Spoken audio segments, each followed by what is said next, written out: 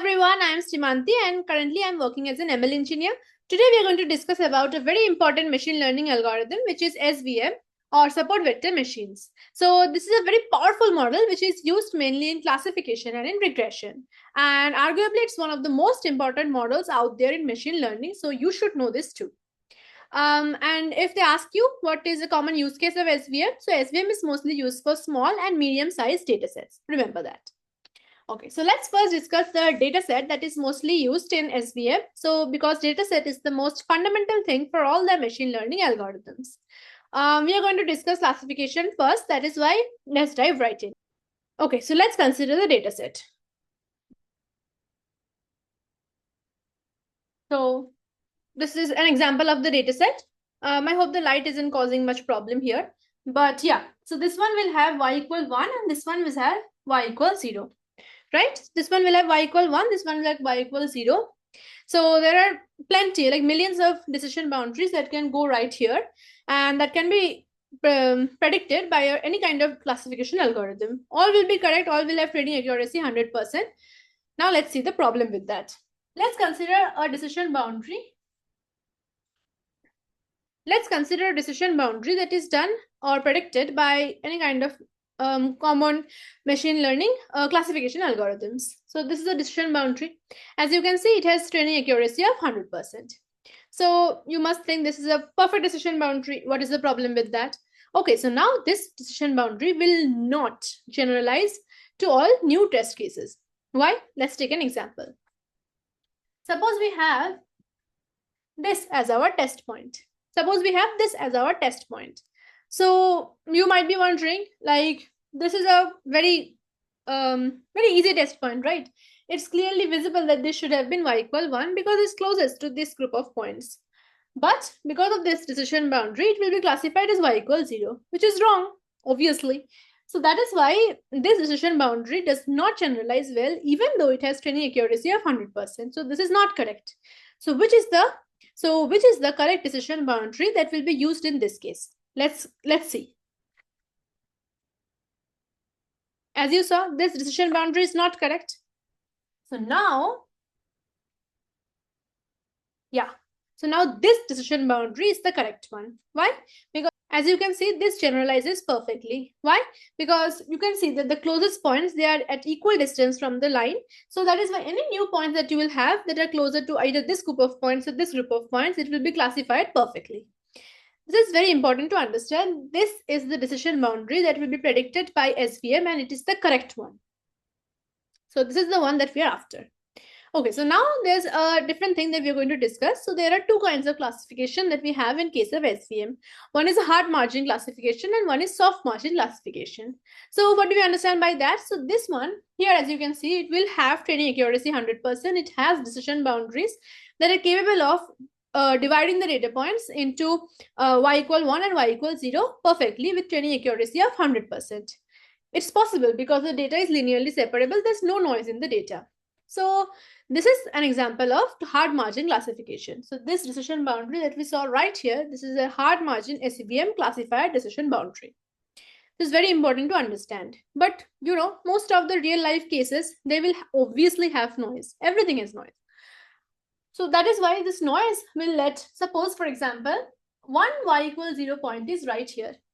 So it's impossible to classify the data perfectly in this case because this point is obviously wrong. It's wrong in the dataset, but you won't know that because the dataset obviously has noise. So that is why here in this case, we are going to ignore that example and we are going to take the rest of the examples that we have and we are going to classify and use this decision boundary only as our final answer. Because suppose if we try to distinguish this and try to draw a decision boundary like this so that this and this are separate, this is completely wrong. This will never ever generalize and it's useless. That model is useless. It will just have 100% training accuracy and nothing else. Literally, no use. That is why soft margin classification is very, very important. So we are going to discuss hard margin classification first because it's very easy. And as soon as you understand hard margin classification perfectly, soft margin classification will be a piece of cake, just a little bit of change. Now that we are done, let's discuss the objective function for this, the mathematics behind this. It's very easy, I promise you. You will be able to understand it like very easily. Okay, so now let's discuss the objective. You remember, I just now said this distance is the thing that is the most important in SVM. So this is the distance that we are going to formalize. So this is basic coordinate geometry. If you don't know this, like this is the most basic equation of the coordinate geometry. I would encourage you to revise the basics a little bit. W transpose xi. So this is the distance that we have right here. This distance we are going to try to maximize. For which points? Not obviously for all the points. So here, the closest points to the line or the plane are the most important. What we are going to try to do here is that maximize the margin. So maximize the distance of the points that are closest to the line or the plane. What is margin? Margin is the distance of the points that are closest to the plane. So it is the minimum distance of all the points that are in our data set, right? So that is why this distance is the maximizing the margin. So our objective is to maximize the margin or maximize the minimum distance of all the points in our data set to the plane. This is very important to understand. We're talking about hard margin here. So one more thing is very important. Let's formalize that using TI. So TI. So one thing is very important, TI. So what is TI? TI is basically positive for all the points that are in the positive training example, that is y equal 1, and it is negative for all the training examples that have y equal 0. This is used because we know that this is hard margin classification and we're going to use that to our advantage. So TI we have formalized, we have DI, now we are going to use it to form the equation. One more thing before we do that, if you understand it carefully, so we are trying to maximize DI, where DI is the margin. Margin is the distance of the closest points to the plane in our dataset. You got it?